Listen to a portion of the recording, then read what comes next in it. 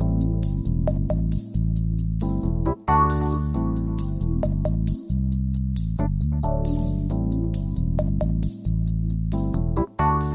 listening to the After the Show movie podcast from ascully.com, your weekly look at movies, video games, and more, brought to you by your hosts, A. Scully and Sid Talk.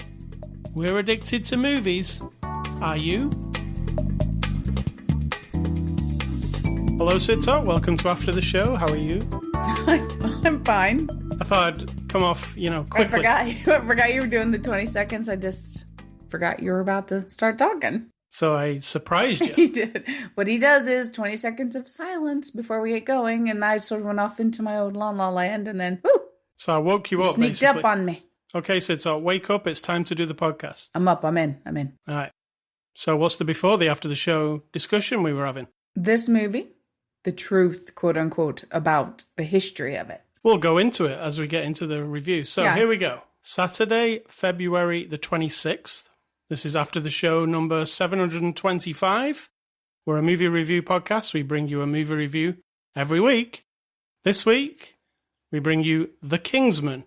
It's a 2021 movie, streaming now and available on 4K and digital and streaming wherever you want to stream it. Rated R, and it's from our friends at Disney and Fox, who sent us a copy to review. Sid Talk, can you give us the synopsis of this fine movie? It is the origin of the Kingsman, if you've seen other Kingsman movies.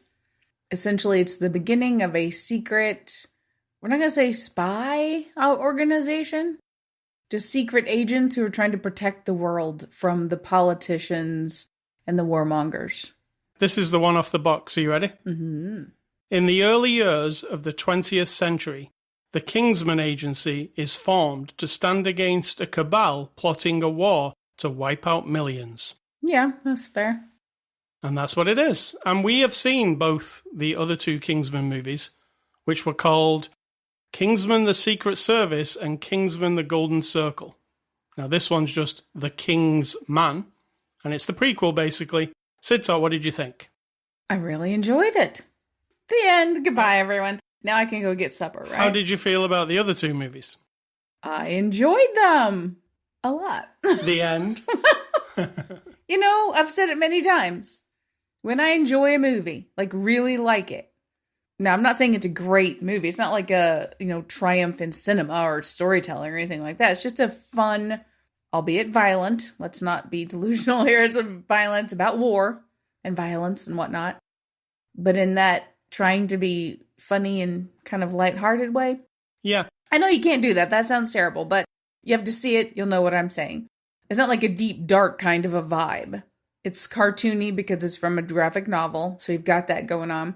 But I just really enjoy digging into that world. I like that it has an entire history behind it. You have to build up every person, or you have to learn about every person deeply to really get into why they're doing what they're doing. I mean, I cried in this movie a lot. I noticed. So there will be spoilers. I'll tell you one thing, I really enjoyed it also, and I really love the other two Kingsman movies. I think it's a really cool franchise that's different from other stuff, even though you could say it's kind of like James Bond, but a bit more adult.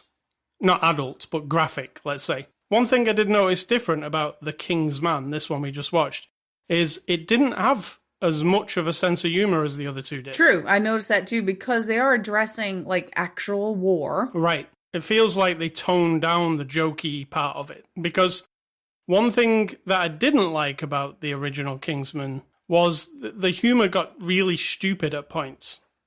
I don't know if you remember, there's an anal sex gag that goes twice in two movies. Don't recall that. It's almost, you say to yourself, eye rolling. What's happening here? Because the rest of the movie wasn't this. What's this part? Got it.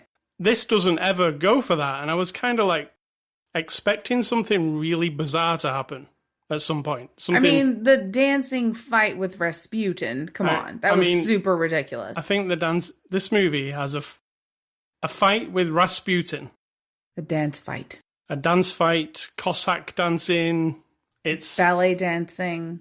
It's if you don't know who Rasputin was, from what history books tell us, he was a crazy mofo who convinced the Tsar of Russia a bunch of things, and he was kind of who knows what was up. Look him up yourself. Rasputin. He's a real person. Maybe you've heard of him in fiction and other movies and whatnot. He was described. He existed. I was reading about the real Rasputin, and he was described, right in the first paragraph, as a religious zealot. Yes. Who kind of contaminates people with his thing.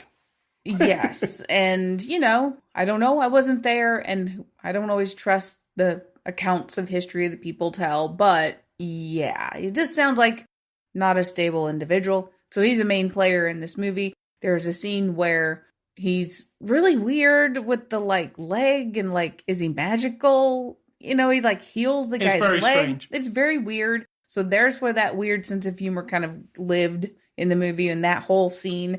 And then the dancing is literally him spinning around like a ballet dancer on the table with the knife and everything. So it was quite cool, that scene, I have to say, because I wasn't expecting that to occur. I felt like it was really long and got very boring. But then I'm not a fight scene person, so there you go. Right. If you like a fight scene with knives and ice, it has a lot of elements actually going on. It did, yeah. A man in his underpants. It's kind of crazy. So, yeah, there is a sense of humor, but it's nowhere near. They kind of reined it in, and I think they reined it in because it's actually more emotional, this one, and more serious, this subject, right? It's emotional, this one. Yep. For me, it was. I got attached to the people, and then, spoiler alert, they don't all make it. Yeah, don't get attached to anybody in this franchise. No, because it happens in the other movies also. Yeah. If you like certain characters, you're probably not going to see them all the time, if ever, again. Let's say some spoilers here for the Kingsman. Spoilers, go away, come back when you've seen it. Yeah. I recommend you see it. Come back. There's a moment in the middle of the movie, in the trenches, World War I trenches. It's totally left field, didn't see it coming. Had no idea that was up. Oh my goodness, no. None of that. That was all intense. Basically, the person they're building up to be the main character, which I'm expecting to be, in the very final scene of the movie, finally becomes the Kingsman. So they messed with your head. Yeah, they killed him in a very interesting way. Yes. An interesting way because it was about spies and stuff. He got killed because somebody thought he was a spy. And yeah, that's right. Yeah, and it was really shocking because he just did a very heroic thing just before it happened. And I was like, this guy is going to be the badass. He's going to be the guy in this whole thing. He was not. I couldn't get over it for about 5 minutes. Yeah. Did that really happen? Is this a simulation? They do weird things in these movies sometimes. True. In the first one. And I was like, no, we just killed our main guy. Crazy. What movies do that? That's why it was so left field for me. Because you kind of get with the rhythm and flow of movies, don't you? Maybe that's a good thing. So it's explained right at the beginning that the kid is not to be put in any danger. The dad doesn't want the kid to be put in any danger. But the kid's kind of heroic. He wants to be in the war. He wants to stand for king and country. And they're trying to protect him. And that was where I thought, well, he'll be all right. Because the Kingsmen are behind him, right? But they're not actually the Kingsmen yet, are they? So that's the thing. Correct. They pull the rug out, and then we have a final mission with what is the original Kingsmen, right? They're the original crew, these three people. Right, but I think they were working in concert with who ended up at the table at the end as well. Because there was a lot of logistics that would have had to have been part of that. So in the end, we have the 5 people sitting at the round table, essentially, making up the original Kingsmen. I think they were all involved, we just didn't see them. But there are some really cool action sequences in this movie. My favourite being, there's a parachute sequence with a plane. And with goats, let's say. Yeah. I think that's the best sequence of the entire movie. Because he jumps out of a plane with a parachute, which is like a nod to the other movies, do you remember? Mm-hmm. And then... I didn't, but I just read it. They have training missions in the other, which involve parachutes. But they kind of nod at it here. But then he lands, on the side of a mountain, and he has to kind of make his way up this mountain. And it's so intense. Yeah. And it's also funny because of the goats. They have a big battle on top. Did you enjoy the end scene? Let's be very honest. Falling off of something tall is not my favorite way to dispatch with a bad guy. I kind of assumed the first time we saw that the bad guy lives on top of a big mountain, yes. that somebody was falling off the mountain. Good point. I just assumed immediately that was the thing. But Yeah, it's intense, the fight. There's a reveal at the end, which I saw come in. I don't think I saw it come in as quickly as you did, because you said you saw it immediately. It was about halfway through when I went, oh, such a guy, I haven't seen him for a while, what the hell? Where's that guy? And then I kind of cottoned on. Yeah. But I did think that Begbie was the baddie. Didn't you? No. The voice sounded like Begbie. No, I knew it was that guy the whole time. I was wholly expecting, for a while, that Robert Carlyle was just going to turn up at some point and we've never seen him. Because they keep doing this thing, you know, you've seen it a million times, where the baddie's always in shadow or it's the back of his head. I don't think I have. I thought about that. I'm like, no, I haven't really. Maybe for 5 minutes of the movie and then it's revealed, but never really like really extended. Like this one, they held out until the very end. Definitely seen it in comics a lot. I don't read comics, so there you go. It's easier in comics because you never hear somebody's accent. So you can't kind of figure it out from the voice. True. And that guy was doing a particularly good Scottish accent, though, so it did throw me off a little bit. How do you relate it to the other two? Do you like it better than the other two? No. I think I don't know. Do you like modern day better? I feel like it is all one. No, actually, I like old, I like period pieces and all that. I just see them as one big story. Now, the other two are more wacky, for sure. So that makes it just a little bit like weird and different. Whereas this one was more like, we really want to get across the point of the importance of the Kingsman. The Kingsmen become this, like I said, a secret organization that can go above and beyond laws and politicians, not to cause wars and do all the stuff, like the bad guys want to do. Get Hitler involved and, pit countries against each other. These guys want to, and gal, want to like try to circumvent all of that just to keep humanity going and keep us all building things and making things and not warring all the time. So I feel like that's why it was more serious, because like we need to understand why this exists, and it's not just some posh bunch of rich men, essentially, who are, playing James Bond in a way. Because they are kind of playing James Bond in the other ones. A little bit. Sharp suits, fancy cars. Even Eggsy gets like a fancy car in the second Golden Circle one, remember, with like missiles on it and stuff. So they were going James Bondy. But this one reins it all back in. There is no gadgets or anything like that, is there, at all? Not that I can remember. I mean, they're building them. He's got the parachute, which is a new invention. And he has a sword. I mean, remember, this is 1917, 18. Yeah. So airplanes were pretty new. So they're in an airplane. I mean, they can't introduce it to us as a new gadget. No. But it would have been a new thing back in the day. He has a walking cane sword. And there's a sword gun that the other guy has. So, yeah, there's a few things. Matthew Vaughn, I was just reading. There's an end credit sequence, let's say, that involves Hitler. And Matthew Vaughn thought that Marvel had an end credit sequence where they introduced Thanos. And everybody was like, holy shit, Thanos. Well, he thought that Hitler was worse than Thanos. Well, it made sense. I mean, we were just dealing with World War I and with the idea that there's a dark force trying to manipulate governments and bigger agencies to make the world spin the way this group wants them to. And if we're coming up on World War II that wouldn't have existed yet at the point of this movie, it only makes sense that they would start juggling these other people. So, yeah. It plays in the sandbox of the real world, but it takes liberties with everything, right? You can't go like, oh, well, they're very accurate there with that. No, they're not. Rasputin was a guy. Yes. So you could vaguely say that that scene was something like his death, but vaguely. He didn't do a dance around a table, right? Not that I'm aware of. And I don't think, well, maybe some of it is kind of true. I mean, apparently, if you look at history, they poisoned him, he stayed alive. They shot him, he stayed alive. They put him in freezing river to drown him, and that's where he eventually died. So they definitely made it seem, like you said earlier, that he might have some magic. Yeah. Or like religion, healing ability. Yes, something very bizarre. I don't know what that's about, but... Me either. And it was very strange. The licking and the... Yes, I was uncomfortable, and I don't get uncomfortable very often, so that was very weird. But fair play. I mean, these movies always have something weird, and that's the weirdest it gets. You mean, what's his name? Ralph Fiennes? Getting his leg licked by Yeah, Re-Sci-Fan. Re-Sci-Fans, yes. Yeah. So, yeah, that's a little weird. Yeah, the other movies get really weird, but this one, like I say, reins it in, but it does get weird. That is weird. I don't think it goes weirder after that, though.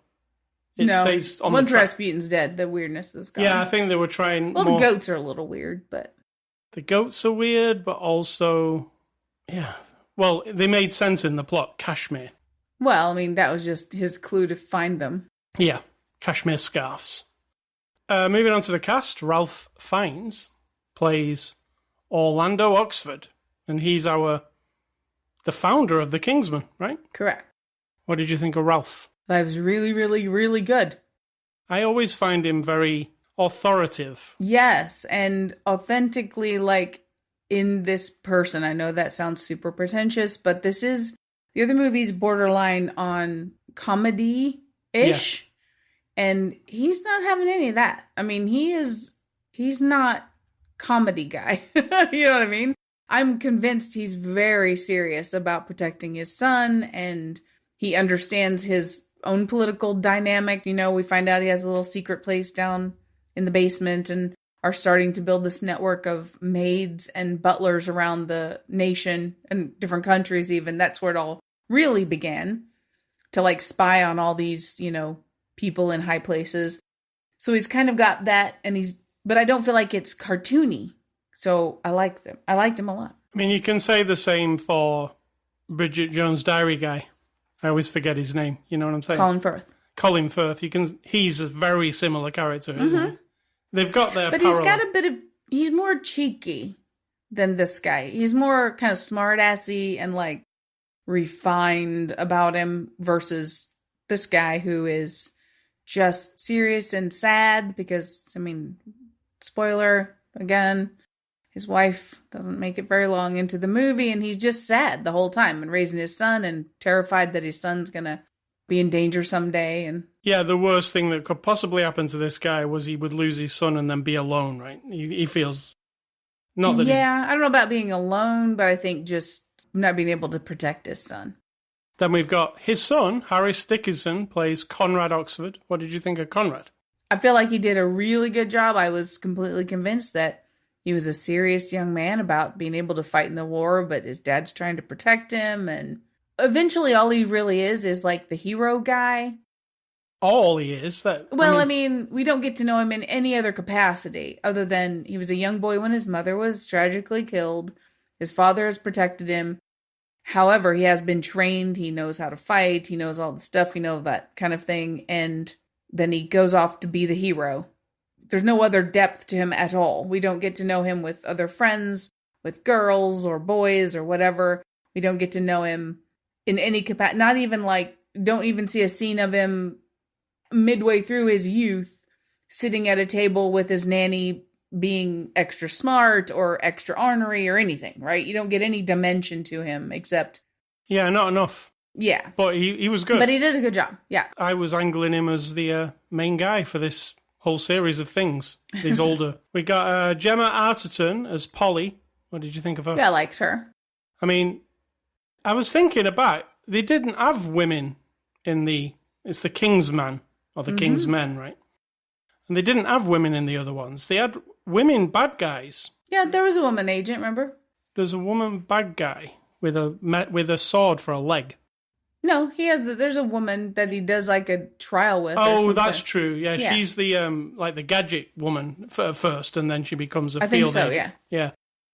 Polly is like the original, equator to like Agent Carter in Agents of S.H.I.E.L.D. You know? Because Peggy Carter comes from World War II era, but she's like this tough lady, you know. But I liked it where she swore at the end. That was my favorite part. Yeah. And she was a really badass sniper. Then we've got Re-Sci-Fans as Rasputin. What did you think of him? I mean, other than being like the only kind of too over the top part in the whole movie, which I wasn't in love with, he did a fine job doing that. If the movie had a different vibe, I think it would have been better because he stands out. The way he is in this character stands out against all of the more kind of realistic, I'm putting that in quotation marks, characters. He's the most cartoon based. Yeah. One thing it did remind me of quite a bit, you know, the like table with all the bad guys around it, basically. The vibe of all that reminded me of the show Preacher. You know how they played with like real figures like Hitler and stuff? Yeah. And it had that vibe to it, like that kind of silly, like Dr. Evil kind of vibe, because they're, you know. Yeah.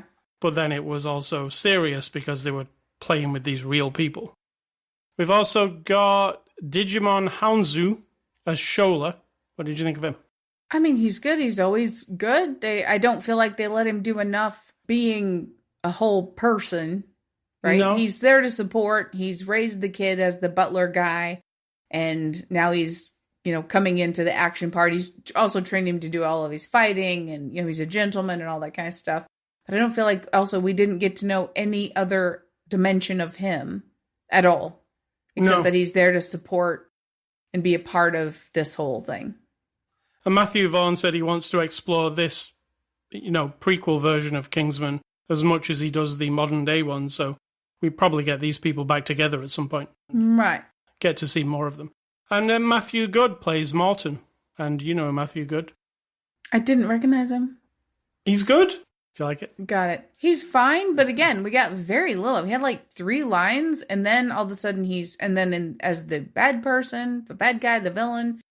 See, we don't get to know him, except we understand that he's got a vendetta about England and Scotland. That's it. That's the whole motivation for his entire trying to bring the whole world down because England, whatever terrible thing they did to Scotland. I'm not discounting it. I'm just saying that's his motivation. So all we see of him is over the top, you know, almost mustache twirling bad guy stuff. But that stuff fits with this. It does, but again, he stands out kind of like how Rasputin.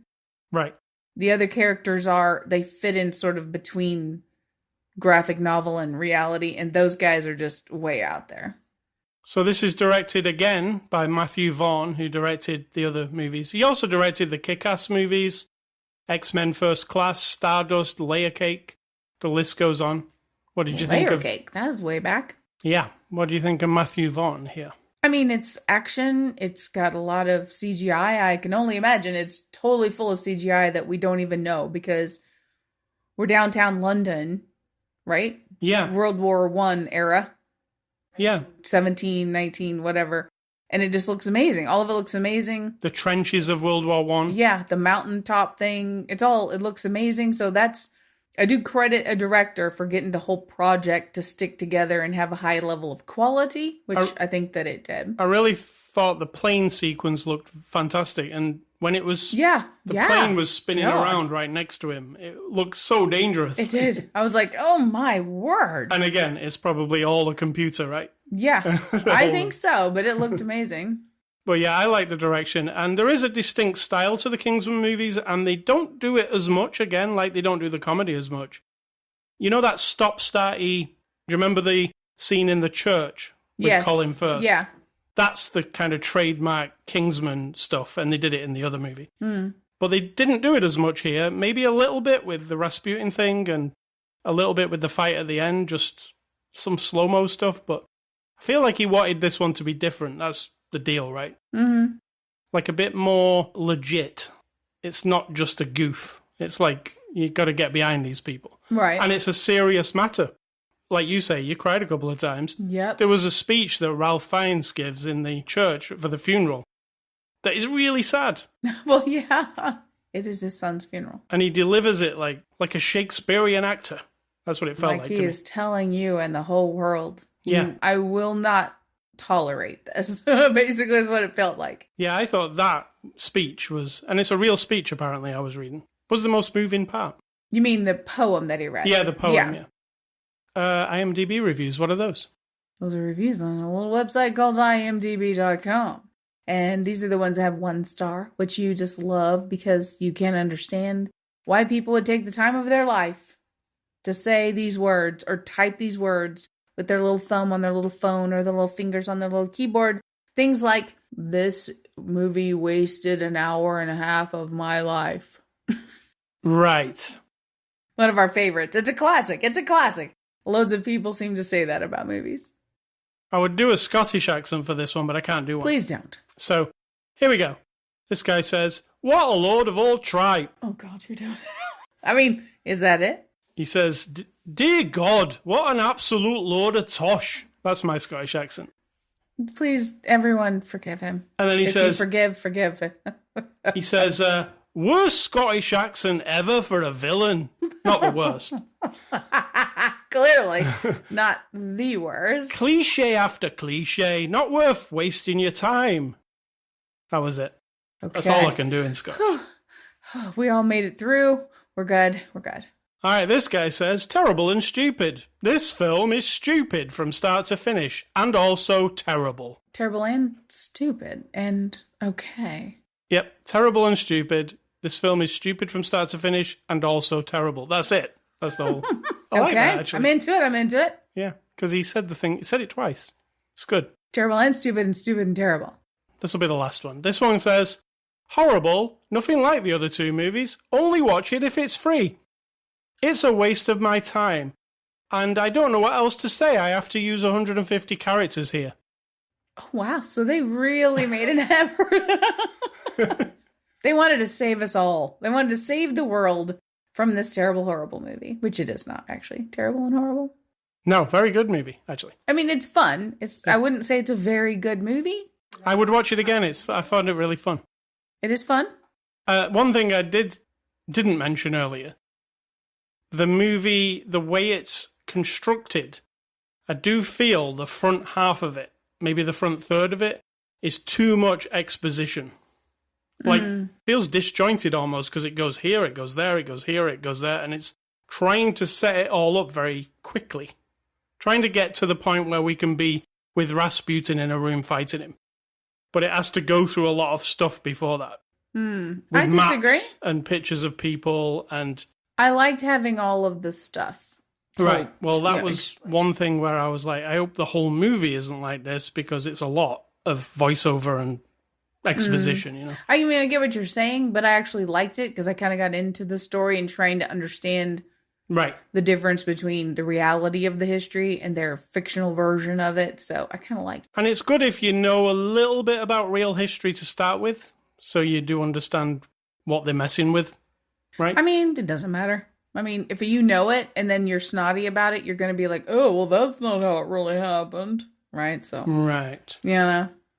Extras, there are extras, but we watch the streaming version, so I can't comment on them. But I'm going to give this a score. I'm going to give The Kingsman a 7 out of 10. Nice. I'm going to give it like a 7.4. Nice. Even higher. Yeah. Recommended by me and you. Watch it. So thank you to Disney and Fox for letting us watch that. And next week, we're going to watch a movie called Licorice Pizza. Oh, my. Are you super excited? I've been excited for about a year. Okay. Let's explain. My favorite film director of all time is Mr. Paul Thomas Anderson. Is he the favorite of all time? He is, yes. Okay. The movie Magnolia is my favorite film. It's a hard watch. But it is. It is not a cheery movie. But it's a beautifully constructed thing, you know? Beautifully depressing. Let's just put that out. If you're going to watch it, no spoilers, except get a box of tissues and a bottle of vodka. And I think... or wine or whatever. I'm into all these films, but I also think that There Will Be Blood is very... I feel like There Will Be Blood is like... a classic. Yeah. Like literally a classic, yeah. Like the uncomfortable one of even more uncomfortable than Magnolia. And The Master, I also really love. And the only one I don't like is, I was going to say Licorice Pizza, but I haven't seen that yet. But you know what I'm talking about, the one that I didn't like. Inherent Vice. Mm. I need to watch it again because maybe I just was off that day or something. Because I only watched it once. Do it. Phantom Thread, also probably a classic. So Paul Thomas Anderson, Licorice Pizza next week. I might end up watching it twice. Who knows? Might. You know, it won't be twice. It'll be many multiples of times. So movie recommendations, I am going with this week's The Kingsman. So I'm going with another Matthew Vaughn movie called The Man from U.N.C.L.E. with Henry Cavill. Remember that one? Mm-hmm. Really cool movie. Underrated. Yeah, it was all right. Yeah. It was fun. Matthew Vaughn likes his spies and secret agents and that kind of thing. And the other movie I'm thinking of from Matthew Vaughn is Kick-Ass. And also Kick-Ass 2, but I think Kick-Ass is the better movie. You always liked Kick-Ass. Yeah, really. That was before, like, the superhero thing was a massive thing, right? It kind of hit just before all the Marvel movies came out. So it was really cool. Kick-Ass. It's a different take on superheroes. For sure. For sure. Yep. And I'm going back to the 90s as I have been, and I will be for all of this year. And I'm just going to throw a bunch of movies at you. Quality is not the issue here. It is just a fact that I have watched these movies. They are on my list. Robin Hood, Prince of Thieves. That's the one with Kevin. The Rocketeer, which you like. I really love The Rocketeer. Doesn't that have the mummy guy in it? Yes, possibly, yeah. And Terminator 2, Judgment Day, also one of your faves. Mm-hmm. The original Point Break, not the newer one. The new one was garbage. I don't even understand the new It was one. really terrible. And I don't say that about many movies, but it's one of those I was like, ugh. I want to rewind. I want to erase it from my brain even. Let me say something about Point Break. I feel like the new Point Break was actually just another movie that they put the name on, because it didn't even feel like it Point didn't. Break. It was not good. And I'm going to make up for it by saying Bill and Ted's Bogus Journey. So that's number 2. Not great. Great, but it's at least connected to Bill and Ted, and they're all right. Yeah, I love Bill and Ted. Excellent. Excellent. Excellent. That's it. Those are my 5 movies from the 90s. All right, Ace Scully stuff. I've been playing one game only this week. Horizon Forbidden West on the PlayStation 5. Weirdly, Sid Talk has watched quite a bit of Horizon. Weirdly, I've watched you play mini games over the last couple of decades. You didn't watch Horizon Zero Dawn, though, did you? No. Let's ask a non-gamer's opinion. What do you think of it so far? Horizon Forbidden West. I love looking at it. I like the idea. The story is very interesting. Obviously, it's a future of Earth with combination of AI taking over computers, the idea of preserving the Earth or rejuvenating the Earth back to like a living organism because everything went wrong. I mean, it's not a new idea, but the combination of how it's done, yeah, I really enjoy. Yeah, it's science fiction mixed with lots of like nods to native ideas-ish, I guess. I mean, I'm not going to claim to know, but just it's beautiful to look at. I honestly don't know how you have finished so many games in your life without me there to coach you, because there are times I'm looking at the thing, I'm looking exactly at the thing you need, and you're just like spinning the fuck around like, oh my god, I don't see it, I don't know, and I'm like, I mean, I'm not going, oh my god. Well, that's how it looks and sounds, like you're spinning the camera all around and shit, and you're jumping all over shit, and I'm like, it's right, it's literally right there. And I'll be like, turn that way. And you're like, what way? What? I'm like, turn that way to your right. It's just right there. And you spin around like, vroom, like 360. I'm like, no, just turn a little bit. And see that little glowy thing right there? That's the thing you need. Oh, I didn't see it. And then you go on. I'm just like, how do you survive without me?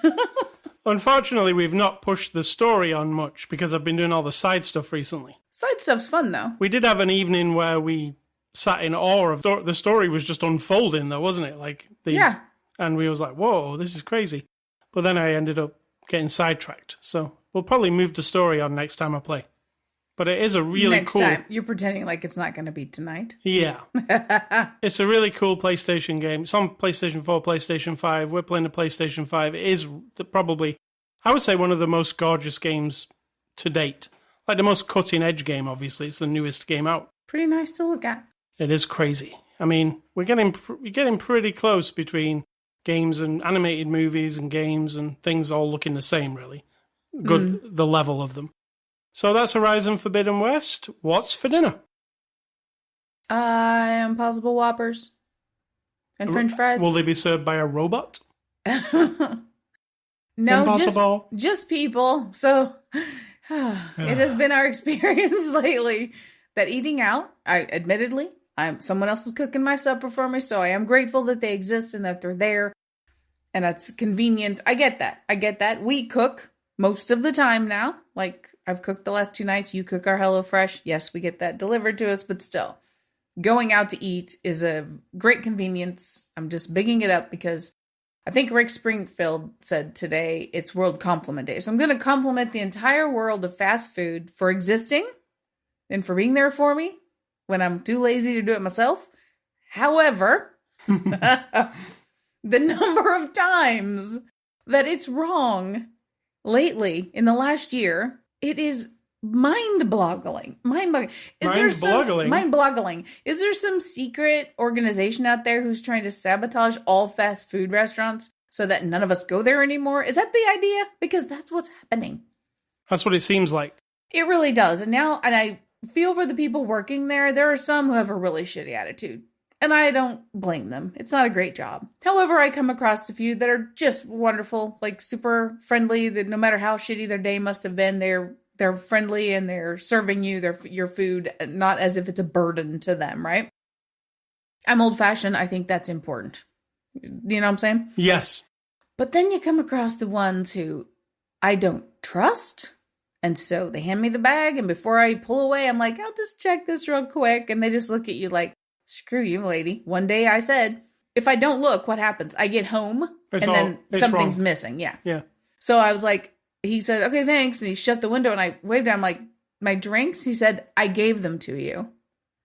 I said, nope, you didn't. And he like huffed real hard. And then he turned around, and there they were sitting. Someone else prepared them for him. And he handed them to me like, well, here, like that kind of shitty attitude. So I get that a lot. So, knock wood, tonight when we go, I will pay what seems to be a lot of money. I remember we used to go to Taco Bell when I was a kid, talking about teenager years in the 1980s. Yes, back in the 1900s. You could literally go to Taco Bell with $5 for like 3 people and get a buttload of tacos, drinks for everybody, no problem. And it's not like that anymore. It is not. You don't get a buttload of tacos. We're ending that conversation. We're not pursuing that. All right, so what's your advice? And let's go. It's not advice. I'm just making a statement here to the entire world, and you can play it to the entire world. And we won't discuss it at length, but if you look back, if you're listening to this in the year 2152, and you want to know what I'm talking about, just go back to whatever today's date is, February of the year 2022, and you can figure out what I'm talking about. I, Sid Talk, have no desire to take over the world, to dominate the world, to tell the world how to fucking live or do anything. I don't want to destroy anybody because they're different from me. I don't want to steal anything from anybody because they have it and I don't. I have no desire to take over any countries or cultures or religions of any kind. I want the assholes of the world to not exist, but that's not going to happen. And that's it. Again, we all just get along. All right. So ascully.com, you can get along with us and go and download the podcast. You can catch us on Twitter, Facebook, Instagram. We're also on anchor.fm/after the show, Spotify, iTunes, Amazon Music, wherever podcasts are available. Email feedback to me, ascully@ascully.com. Don't email Sid Talk. She doesn't want to speak to you. You can. And stay classy, the Kingsman. I'm not going to tell you what to do. Stay classy, the Kingsman. We're going to see another one because they're making the 4th movie this fall. Right on. And I'm going to say, think for yourselves, because if you don't, trust me, someone's out there trying to do it for you.